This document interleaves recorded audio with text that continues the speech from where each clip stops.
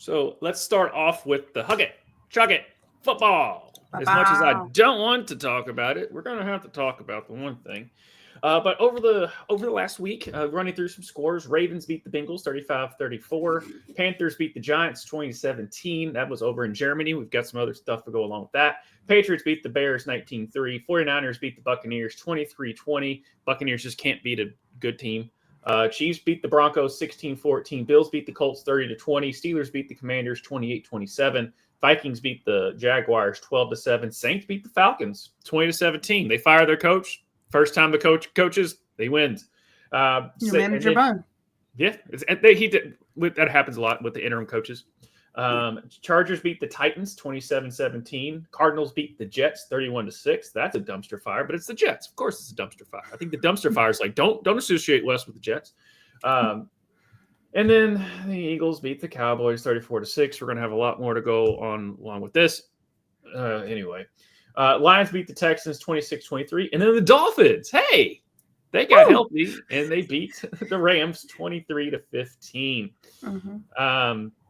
Now, going back, we've got obviously a local check-in here before we get into the Cowboys and Soul's reaction to the Dolphins.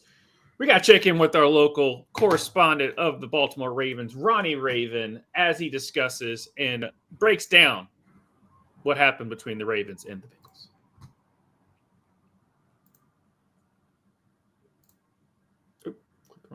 Oh, the Ravens are going to the Super Bowl, and the Bengals suck. Thank you. Oh, y'all thought y'all was going to win because you was up a couple scores on us? Fuck no. Joe Burrow still got fucking hair like you about to officiate a gay wedding in Berlin, I see. Get you some Just for Men, Joey. I thought I told you we don't lose to Frosted Tips, bitch. Gesicki can suck my good dicky. Jamar Chase should be in prison for the crimes he has committed, but we fucked y'all up anyway, yo. Colin Wallace tiptoeing down the fucking sideline for the score, yo. Oh, my God. That 2-point conversion at the end, one of the cleanest plays I ever seen in my life, yo. I've been hearing a lot of bitching and moaning and complaining, but when it comes to that play, it's just like my trial for secretly video recording a girl's field hockey practice. Even in the face of overwhelming evidence, if there ain't no penalty, you gotta take the W, baby. Woo! I'm a free man and the Ravens fucking won again. Oh, my God, Lamar was transcendent, yo. I think Lamar been watching some Joe Flacco tape, yo, because he has now married his beautiful athleticism with the mind of a true quarterback, yo. We're going to the fucking Super Bowl. Oh, my God. Many of y'all been complaining I ain't do no Denver Broncos video. Suck my dick. Y'all don't pay enough for these videos. I'll do them when I want. Plus, I was busy with voter outreach. I was trapping a lot of special needs adults into my van and saying, vote for Donald Trump or you will never see your grandmother again. So I did my part for democracy when I was busy. Let's go, Ravens. That is our local Ravens correspondent, Ronnie Raven, good friend. Thank you, Ronnie. With Stavros Halkus, which you can catch all of his stuff as he tours the nation. He's a great stand-up comedian. Again, he's associated with Ronnie, so, but I would just say he looks familiar to Stavros. Check out Stavros' stuff. He's pretty funny with that. And then our boy Xavier Leggett. We watched his video about him, about talking about, type of foods and trying German food for the first time. And, well, our boy Xavier, he got some German food. Let's see his reaction to it. Do I need to cook it? Let me try.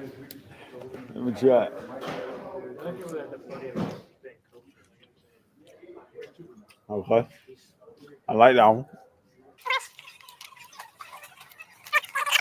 Do you had any food since you arrived? I had some chicken wings, Julia.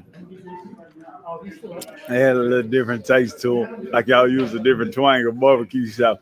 But they right here, I like it right here. I had some chicken wings. I love him. He's so awesome. I know you do. And let's get to the sun in the room. That is the Dallas Cowboys. How you feeling about your Cowboys? Spin zone. We're so over we're so over competing and trying to do well. And you know what? We're moving on. We're fighting the fucking sun. Okay. we're just moving on to a better opponent. We're just so superior than the rest of the NFL that we don't even pay attention. We just let you all win because we got bigger and better things to go off of. We're like that freaking emperor that waged war on Poseidon and told his troops to go down to the ocean and start stabbing it. You know what? Because he stood for something bigger and greater than things to come. We suck so gosh damn bad. It is a dumpster fire. So where in that chart are you currently with the Cowboys? I'm at the go Baltimore Lamar Jackson at this point because you know what? At least I was trying to turn over a new leaf. I was like, all right, I'm gonna be optimistic. The roster doesn't look good. We lost our defensive coordinator.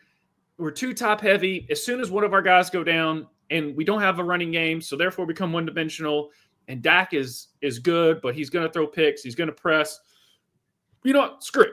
I don't care if there's writing on the wall that this season is going to be like it is.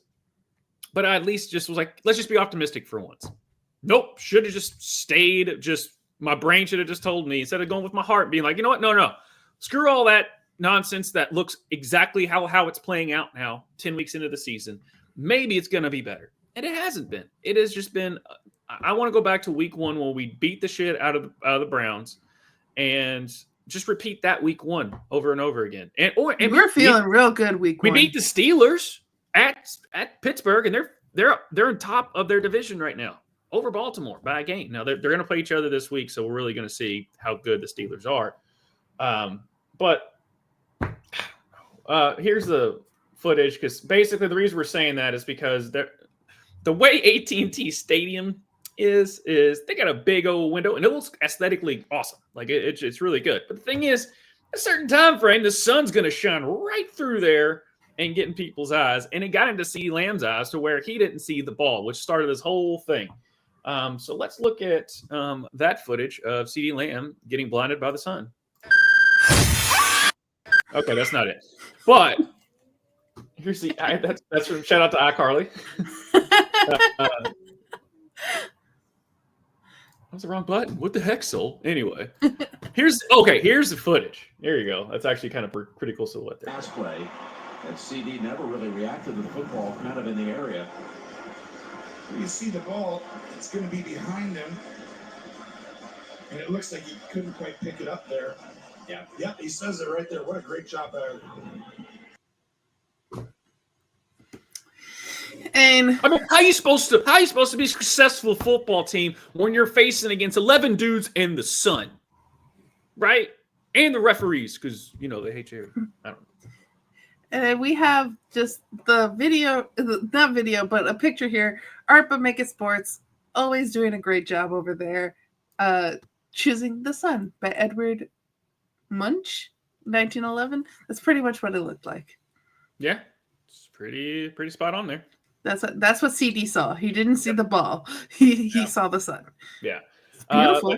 CeeDee did when they asked. Yeah, it is very beautiful. When they asked after the game about CeeDee said, hey, we should put some curtains up. Just at certain time frame and all of that, and we should put some curtains up. And Jerry Jones rejected the suggestion of curtains and said, by the way, we know where the sun is going to be when we flip the coin. So we do know where the damn sun is going to be in our own stadium. Let's just tear the damn stadium down and build another one. Are you kidding me? He goes on to say, everybody's got the same thing. Every team that comes in here has the same issues. They know where the sun is going to be. Every team has the same thing. I'm not saying it's on McCarthy. I'm saying the world knows where the sun is. We got to know that almost a year in advance. So someone asked me about the sun. What about the sun? Where's the moon? We're fine. But everybody plays in the sun out there. Oh my God. How you feeling? And then Micah Parsons is feeling bad for our offensive players because he doesn't like Mike McCarthy. And, everything's fine. It's fine.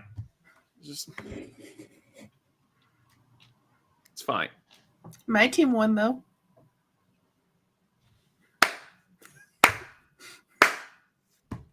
But what does misery love? Company. And you're not.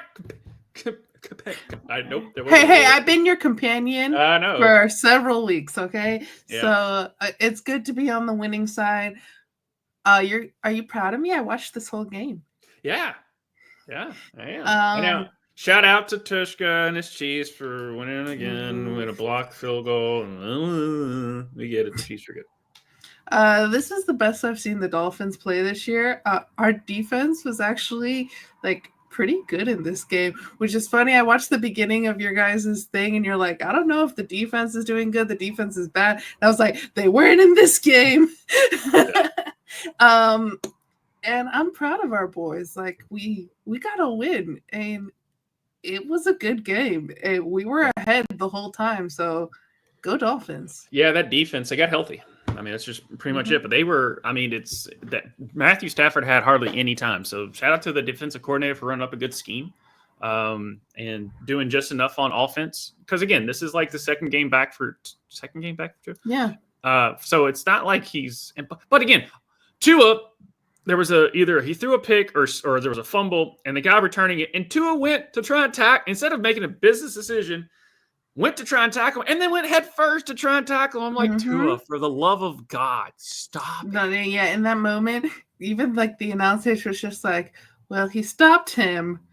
Probably not the best plan, but he stopped. So it was just like kind of like congratulating him and then also saying, bro. Yeah. It was just, just dumb. Obviously, for the show's sake, I wouldn't mind the Preds or the Panthers taking it, but I just got to stick with. I don't think the Preds right now. It's a long season, okay? Not looking great. I'm not ready to press the panic button or anything like that, but it's hovering. It's hovering. It's hovering over it. I know. I think you have more panic on the Cowboys than you do on the Preds right now. Panic? No. No, there's no panic. Why would I panic? We can't defeat the sun, much less the 11 other guys in the field. There's no panic. I'm lying in a coffin.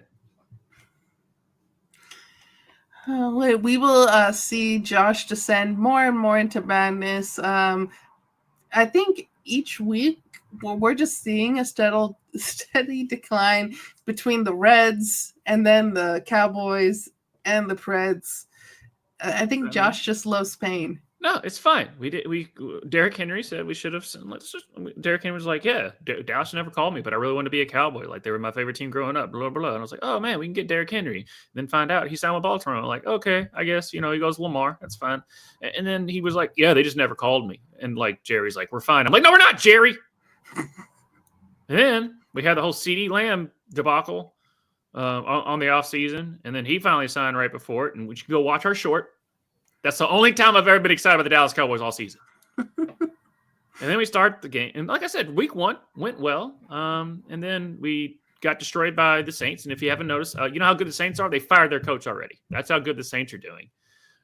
Baltimore just ran in there and did everything they could. And then, but FC Cincinnati lost. That helps. That helps my misery. But, Dak Prescott's out for the season. It's no big deal. It's fine. Pay the man, make him the highest paid quarterback, and you don't even get him for the full season after that. It's great. It's fine. It's perfect.